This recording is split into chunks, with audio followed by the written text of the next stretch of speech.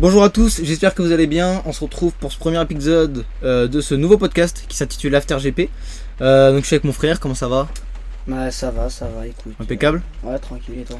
Parfait, moi ça va aussi. Je suis content de lancer ce nouveau petit projet qui me tenait à cœur et que j'avais vraiment envie de faire depuis longtemps. Donc voilà, on se lance dans le grand bain et donc en fait voilà, donc After GP ça aura pour but de faire un petit débrief, un petit récap de chaque week-end de Grand Prix. Donc on va faire ça moi et mon frère. On va discuter un petit peu des courses qu'il y a eu durant le week-end. Donc on va faire un passage sur chaque course. Donc la sprint en MotoGP, la course en MotoGP, puis la course Moto 2 et la course Moto 3. Donc on va démarrer par la sprint MotoGP qui a eu lieu au Qatar. Et une victoire du Martinator suivi de Binder et Espargaro. Jorge Martin qui a très bien démarré la saison en vrai. En fanfare. Sprint trop fort comme d'habitude. Ouais, comme d'habitude, très à l'aise sur les courses sprint. Il a mené du début à la fin. Donc très bonne course. Course sprint. Même en qualif, il a été bon. En fait, Martin, dès que c'est du tour rapide, dès que c'est faut bombarder, il est là. Ouais. Il est là, il envoie. Et puis il y a un truc qui est fou, c'est que Martin, c'est son 9e podium en sprint d'affilée. Ça c'est impressionnant, le palmarès qu'il a encore. Ça c'est une dinguerie. Et c'est sa 8e victoire d'affilée en sprint. Donc c'est ouf. En fait, il faut vous dire que le palmarès de Martin, c'est qu'en fait il détient 50% des victoires des sprints qu'il y a eu dans l'histoire en fait. Donc franchement c'est un truc de ouf. Après Binder, franchement solide. Ouais, solide comme à chaque fois. Il sprint, il est souvent bien. Il a jamais gagné, je crois. Si, il a gagné des sprints. Il a gagné. Ouais, 2, 3. Tant pour moi. Et deuxième encore comme très souvent. Et du coup, bon début de course. La KTM qui a pas l'air mal. Ouais, franchement, elle a l'air bien. Elle a l'air vraiment bien. Et puis très agressif encore comme d'habitude. Et puis très bonne course du pilote sud-africain. Ouais. Puis il était pas loin de Martin en vrai. Ouais, il faisait un peu le yo-yo à chaque fois. Il revenait, Martin il reprenait. Après, il a failli le bouffer, mais c'est vrai que bon, à la fin de la course. Il avait un peu de mal. Martin il gère bien les sprints. C'est vraiment son domaine. Et puis pour compléter le podium, on parle d'autopilote du podium, Espargaro. Incroyable Espargaro quand même. Ouais, Espargaro, je m'y attendais pas à ce qu'il soit aussi bien et tout. Je pensais qu'il allait pas faire une course sprint de fou. Je pensais qu'il allait fini 10e, 9e. Mais au final, très bonne course, 3e. Donc bon début de course aussi pour lui. Surtout comment il est parti, parce qu'il est pas parti. Enfin, ce que je veux dire, c'est qu'il est parti bien au départ et tout. Mais après, au début de la course, c'était pas trop ça. Enfin, il était là, mais sans plus. Et à la fin de la course, putain, il s'est mis à doubler, à bombarder là, à doubler tout le monde. Et puis j'ai même cru qu'il allait bouffer Binder à la fin. Je me suis dit merde quand même. Donc franchement, Espargaro. Espargaro très très rapide. La Aprilia a l'air pas mal aussi. Ouais. Au final. J'ai l'impression qu'ils ont bien évolué. La Aprilia a l'air pas mal aussi parce que c'est vrai que même Raúl Fernandez, on a vu durant les qualifs qui étaient vraiment bien. Les qualifs, les essais, il était vraiment bien Raúl Fernandez qui est sur une Aprilia mais du team satellite, Trackhouse Racing. Et franchement, il était bien. Ouais, franchement, il était bien. Comparé à l'année dernière, il a vachement évolué. Ouais. 14e à la sprint, en vrai, ça va. Après, c'est qu'il a eu un problème. Déjà, il est parti des stands. Oui. Non, il est parti dernier. Il est parti dernier. Parce que il a calé sur la ligne droite des stands. Après, il a réussi à redémarrer. C'était un peu bizarre. Ils arrivaient pas à redémarrer la moto. Donc, du coup, ils ont refait un tour de mise en grille, etc. Et au final, il est parti dernier de cette course. Mais non, franchement, c'est pas mal pour Raúl Fernandez. Ouais, bonne remontée, comme quoi je pense qu'il serait parti devant, il avait fait une bonne course sprint quand même. Mais bon, Raúl. Après il s'était un peu raté au Q2 où il était 12e. Mais bon, en vrai ça va, il y a de bons espoirs pour Raúl Fernandez. Et on va parler aussi d'un autre gros nom, quand même, Marc Marquez pour ses débuts sur la Ducati. Franchement, c'est respectable. Je pensais qu'il aurait pas été aussi à l'aise, qu'il aurait peut-être mis plus de temps à être à l'aise sur la Ducati, comme Bastianini l'année dernière. Ouais. Mais non, ça va, il a été bon, très bon début de saison. Il a été rapide, tout ça, donc franchement, bonne course de la part de Marc. Ouais, bonne course sprint. Après, je pense qu'il en a encore sous la botte. Mais en fait, c'est que c'est un peu bizarre parce que comme sur la Honda, on a l'impression qu'il forçait beaucoup. Et que là, du coup, on ne voit pas forcer avec la Ducat. On sait pas trop où est sa limite, on sait pas trop s'il est au bout de ses capacités ou pas. Parce que là, elle bouge vraiment pas du coup. On a l'impression qu'il est fluide avec tout roule tout tranquille, seul. il force pas du tout. Donc c'est compliqué de savoir. On verra ça dans les prochaines courses. De toute façon, c'est l'avenir qui nous le dira. Mais en vrai, pareil, de bons espoirs pour Marquez. Je pense qu'il va pouvoir se battre souvent aux avant-postes cette saison. Et un autre grand phénomène, hein, Pedro Acosta. Ouais. Pour sa première course sprint. Il est parti 8ème, il finit 8ème. Solide, hein, franchement. Pedro Acosta, moi, il m'a impressionné. Et je pense qu'il a impressionné tout le monde, hein, que ce soit durant les essais, même les qualifs et tout. Enfin, je veux dire, il termine devant pas mal de gens au qualif, quoi, et des gros noms, quoi. Hein. Si on regarde la Q2, il termine devant Miller, Viñales, Alex Marquez. Enfin. C'est pas des petits noms. Ah ouais, c'est du gros nom, donc en vrai. Ouais, franchement, pour un rookie, c'est extrêmement bien ce qu'il a fait. Et ouais, ça fait longtemps qu'on n'a pas vu ça depuis Marc Marquez, du coup, hein, dans ses débuts. Et puis, ouais, ça promet pour le reste de la saison. Il va pouvoir faire de bons résultats. C'est ça. Mugello, je pense que là, va vraiment. Ouais, il y a même des courses avant, je pense. Il va... Ouais, mais Mugello, je pense que c'est là où il va faire le meilleur truc. Je sais pas, parce que gros Mugello, il y a quand même Bagnaia et tout. Hein. Là, c'est plus Moto 2. Hein. C'est vrai. Là, Mugello, il y a du nom. Hein. Il y a du gros nom. Hein. Donc, ouais, après, on verra. Hein. Ça peut. C'est vrai qu'il a été extrêmement bon pour la sprint. Pour un rookie, c'est extrêmement bien ce qu'il a fait. Mais ouais. Petit tour rapide sur Fabio Di Gianantonio. Il était parti plutôt pas mal, 6-5ème. Et puis, malheureusement, il est tombé. Une chute assez bizarre. Il a glissé de l'arrière et puis il est tombé de la moto. Ça l'a désarçonné un petit peu. Mais pas une chute trop grave. Ça aurait pu être grave parce qu'il tombe en plein milieu de la piste, en plein virage. Dans un virage rapide. Donc, il est resté pas mal de temps sur la piste. Mais heureusement, tout va bien. Côté français, on a Johan Zarco qui termine à 16ème position, un peu décevant avec la Honda, et Fabio Quartararo, lui, qui termine 12ème. Donc les Français, toujours pas ça. Mais on a toujours un peu de mal avec les courses à sprint. Ouais. Mais bon, il y a de l'espoir. Apparemment, il y a de l'espoir, donc tant mieux. Ouais. Et au niveau de la course, c'est Francesco Bagnaia qui a gagné, avec Binder 2ème et Martin 3ème. Bagnaia, que dire de Bagnaia, le petit Pecco, il a fait du Pecco. Hein. Il a fait du Bagnaia, il est parti en tête, il a déroulé et voilà. Il est allé gagner cette course de façon magnifique, quoi. Ouais, comme d'habitude, il a mené du début jusqu'à la fin. Ouais. On voyait quand Binder il revenait, il repartait, il ralentissait, Binder il remontait, il reprenait encore un peu plus d'avance. C'est ça. Non, il a très très bien géré sa course encore une fois, et puis personne n'a pu le test. Hein. T'as l'impression qu'il jouait avec Binder limite. Ouais, vraiment. Il le laissait revenir. Merde. Il le laissait revenir et puis dès qu'il revenait, il remettait un coup. Ouais. C'est en fait ce qu'il fait à chaque fois. Ouais, presque à chaque fois, presque à chaque course. Hein. Pas toutes, mais quasiment toutes. Hein.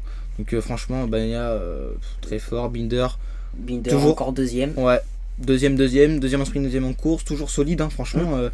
Mais en fait, Binder, j'ai peur que ce soit un Dani Pedrosa, c'est-à-dire que c'est un très bon deuxième, il joue tout le temps aux avant-postes, mais il lui manque ce petit truc pour les gagner en fait. Ouais. Il a gagné par le passé, il l'avait, mais il n'a pas gagné depuis 2021 en Autriche, sur une course où c'était du flag to flag en slick sous la pluie.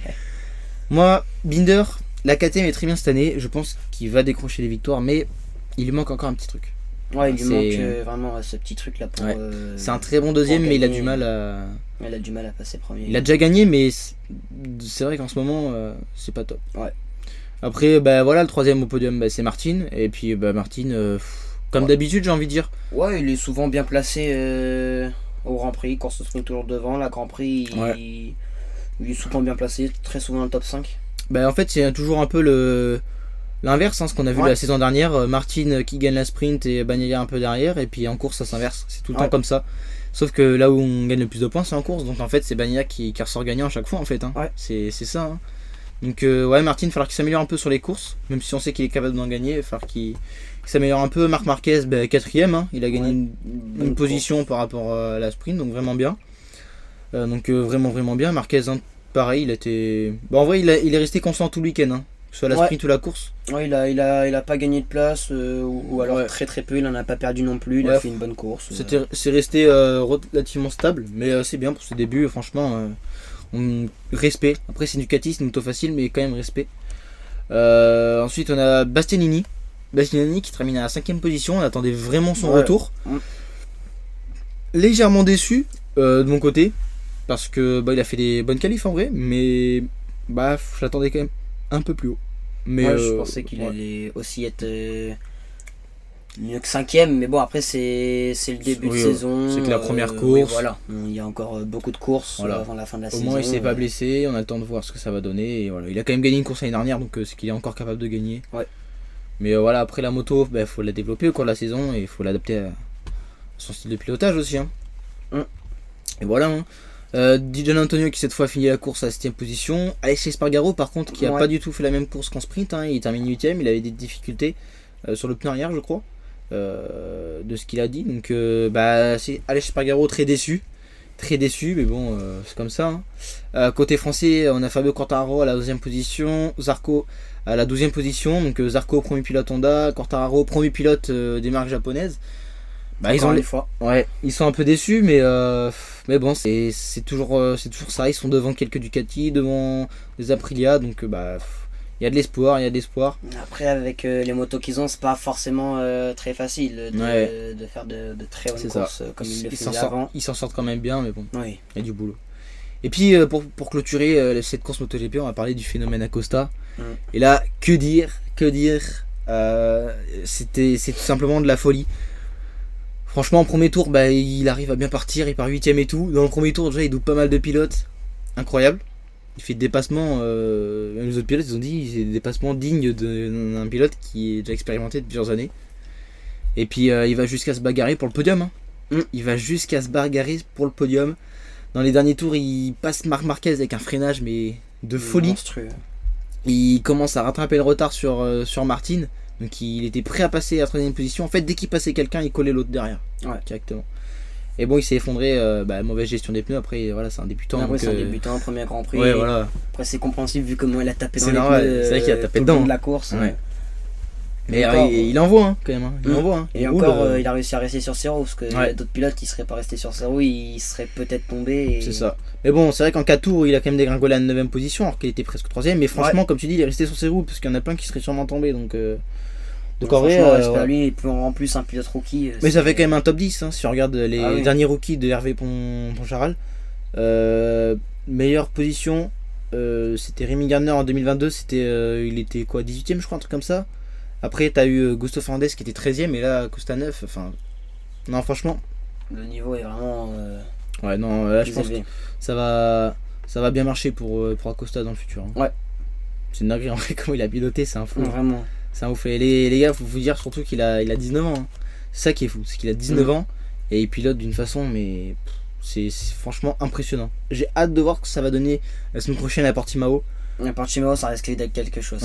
Parce qu'il est très bon à Portimao et j'ai hâte de voir. Mais le problème, c'est qu'à Portimao, il y a énormément de pilotes bons, donc ça va être plus que serré. Enfin, ça va être un truc de fou. Bastianini qui était bien, Fabio qui est bien. Ouais, mais Fabio, je l'aime pas dedans. Mais oui, il va pouvoir après. Parce que l'année dernière, il était 16ème. Enfin, voilà. C'est vrai. Après, il y a eu des chahutages, mais bon. Pecco, Grand Prix, forte chance qu'il gagne. Mais bon, on verra bien ça après. On verra bien.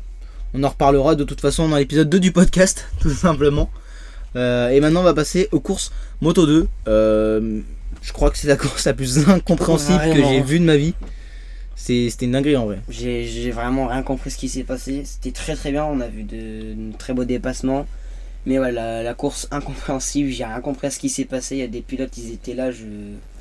Quand je les ai vus remonter au classement, j'ai pas compris ce qui se passait là. J'étais un peu. C'est ça. Déjà, on a Lopez qui gagne la course, suivi de Barry Baltus, belle surprise. Et Sergio Garcia qui a son premier podium en Moto 2. Mais déjà, Sergio Garcia il est parti 18ème. Il remonte 3ème. Il a fait une remontée de fou. Lopez il gagne la course, il était tout le temps devant lui. Il s'est battu avec Gonzalez au début. Hein. Manuel Gonzalez, il y avait une grosse bataille avec Manuel Gonzalez. Et Gonzalez, franchement, je suis grave content. Il a fait une belle course. Et puis surtout, la grosse surprise du week-end, je crois, c'est Barry Baltus. Hein. Ouais, j'étais surpris de le voir aussi haut dans le classement parce qu'on avait souvent l'habitude de le voir 10ème, peut-être même un peu plus loin. Et là, le voir 2ème dès le début de la saison, ça promet. Puis il avait tout pour bouffer Lopez en plus. Hein. Ouais, il pouvait clairement aller le chercher, mais bon, après, manque de tour ou ses pneus aussi. Non, moi je pense qu'il a eu manque de. Pas de courage, de confiance en lui. En fait, il voulait pas le faire tomber. Il voulait pas se foutre par terre ou quoi. Il s'est dit, vas-y, je sécurise mon premier podium en Moto 2, parce que lui aussi, c'est son premier podium en Moto 2. Après, en soi, il a eu raison. Il a eu raison, mais moi, je suis quand même un peu déçu, parce que je voyais vraiment aller chercher Lopez. Hein. Pendant les 5 derniers tours, il était collé à Lopez, mais collé. Ouais. Truc de fou. Il a vraiment piloté d'une façon. J'avais l'impression, pas de voir Acosta, mais presque. Hein. Franchement, il a piloté d'une façon incroyable. Et faut se dire qu'il a la Calex de l'année dernière, il a pas la Calex de l'année, donc. Non, Barry Baltus, franchement, le petit belge, je suis content pour lui, il a fait une course de ouf. Mais franchement, très très bien. Et dans les 5 premiers, il y a 3 châssis Bosco Scoro. 3 châssis Bosco-Scuro, puisque Garcia Ogura, c'est la nouvelle structure MTL-Met et MSI, et ils sont sur des châssis Bosco-Scuro. Donc franchement, apparemment, elle a l'air de bien marcher cette. Voilà, elle a bien marché. Ce châssis, Ça va, il roule bien. Garcia qui a été très impressionnant. J'étais surpris de le voir aussi haut, d'avoir bien remonté comme ça. Ogura aussi, je suis content de le revoir sa performance. Ça fait plaisir. Et puis la grosse déception, c'est bien sûr Ferminal de Guerre. Ferminal de Guerre qui était bien tout le week-end, qui on voyait le grand gagnant. Et au final, il termine 16ème. 16ème. Mais ça, en fait, c'était le problème de beaucoup de pilotes pendant la course. C'est que, en fait, c'est le pneu soft qui a marché bizarrement. Ouais. Et pas le pneu dur. Et ça, c'est vraiment bizarre. Et du coup, tous les pilotes qui avaient pris un pneu médium ou quoi, ils se sont tous effondrés. Et tous ceux qui avaient le soft, il a mieux tenu que le médium. Alors, faut savoir que cette année, en Moto 2, en Moto 3, c'est des nouvelles gommes, c'est du Pirelli. Mais du coup, il y a pas mal de problèmes. Mais franchement, c'est pour ça qu'on dit que c'est une course très bizarre. Parce que par exemple, Marcos Ramirez et Joe Robert qui sont partis super loin, ils finissent 6ème et 7ème. Ils ont fait des courses vraiment remarquables. Aaron Canet qui part en pole, qui termine 10ème. Chantra qui était sur le podium au début de la course, qui termine 11ème. C'est aucun sens. Ouais, vraiment aucun sens. Les pneus qui ont l'air très bizarres parce que la chute de Dixon, quand il a perdu l'arrêt, c'était vraiment très impressionnant. J'ai l'impression que la plupart des chutes c'était souvent de l'arrière. Ouais. Je trouve, donc les pneus, c'est un peu bizarre. Il y a un souci de dégradation et. Ouais, donc à voir. C'est chelou. Ouais, la carcasse elle est peut-être différente après, c'est leur début donc il y a peut-être des retouches à faire, voilà, exactement. Et puis il faut que Pirelli aussi développe un peu mieux leur pneu. Mais bon, après voilà, ça nous a offert une course de ouf du coup, une course super intéressante avec des rebondissements de partout. Et pareil, j'ai failli oublier Tony Arbolino 20ème, il termine à la 20ème place alors qu'au début de la course il se battait pour la victoire. Et c'est un truc de fou quoi. Incompréhensible la course. Et puis il a vraiment, en fait le drop de son pneu il a vraiment d'un coup. Ouais, d'un coup en quelques temps il a perdu énormément de positions. Mais ça a été vraiment, mais en fait pour tous les pilotes qui ont mis le médium, ça a été d'un coup en fait. C'était pas trop mal et ouais, franchement, donc voilà, Tony Arbolino il termine 20ème. Décevant. Et je reviens sur Aldeguer pour l'excuser, c'est vrai qu'il est parti quand même un peu loin sur la grille, il est parti 8ème, il est 3 positions de pénalité. Mais bon, en soi. Et puis après j'ai l'impression aussi que quand Aldeguer il est bien, Lopez il est pas bien, et quand Lopez est bien, Aldeguer il est pas bien, donc bon. C'est tout le temps comme ça. Après c'est pas un problème, la course était quand même bien, c'est bien pour Lopez. La course c'était génial. Moins bien pour Aldeguer du coup, mais bon, après c'est bien, ça change un peu, ça fait plaisir. Ouais, c'est ça. Et quand on parle de drop sur les pneus, en fait, le drop c'est à partir du moment où le pneu il a une baisse de performance en fait. Voilà, c'est ça un drop pour ceux qui savent pas. Et on a le coéquipier de Tony Arbolino, je vais vite faire rebondir dessus parce que Philippe Salatch, pardon. Lui il a terminé 21ème alors que c'est un bon pilote. En fait, il avait tout simplement un syndrome des loges. Voilà, il a été opéré cette semaine. Donc il avait le syndrome des loges, donc du coup forcément c'est compliqué. Hein. Donc voilà, avec deux chutes. Isen Guevara et Ayumu Sasaki. Guevara c'est dommage parce qu'il faisait vraiment une bonne course pour le coup. Il était 4ème pendant un moment, top 5 et tout. Ouais, franchement c'était bien. Parce que c'est vrai que la saison dernière c'était pas ça. Donc en vrai je suis content pour lui et je pense que ça va bien marcher cette saison. Ouais, la saison pour Guevara, je pense qu'il peut faire de bons trucs. Ouais. Puis après on verra par la suite. C'est ça. Je pense qu'il va enfin remonter. Ouais. Et on va passer à cette fabuleuse course. En fait on a eu un week-end fabuleux. La course de Moto 3. Incroyable. C'était une dinguerie. Première position David Alonso, course magnifique. Deuxième c'est Daniel Ricciardo et troisième Taio Furusato. J'étais surpris de le voir devant comme ça. Franchement. Après ça fait plaisir, ça change.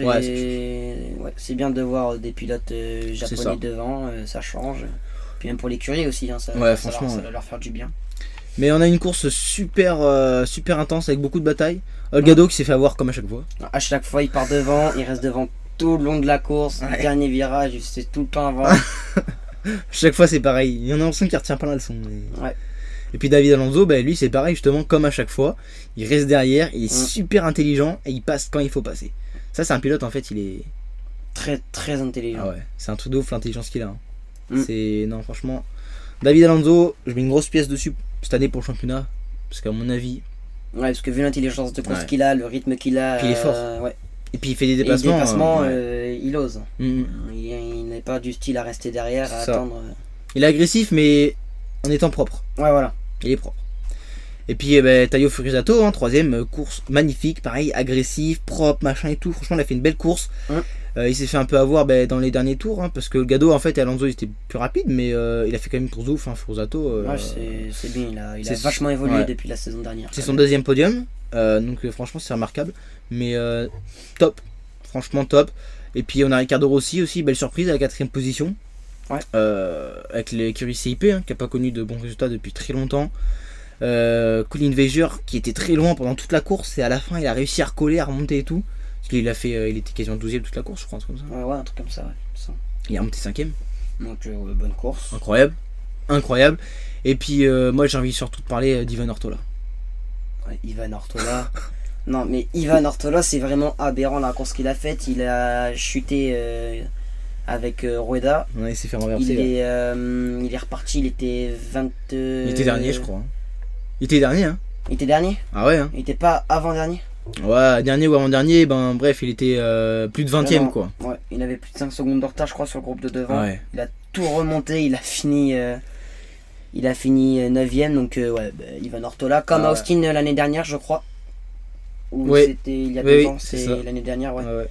Donc pour les remonter il a l'air truc de fou. D'être fort. Donc, il a terminé à 10 secondes du vainqueur, mais au final c'est pas si énorme que ça.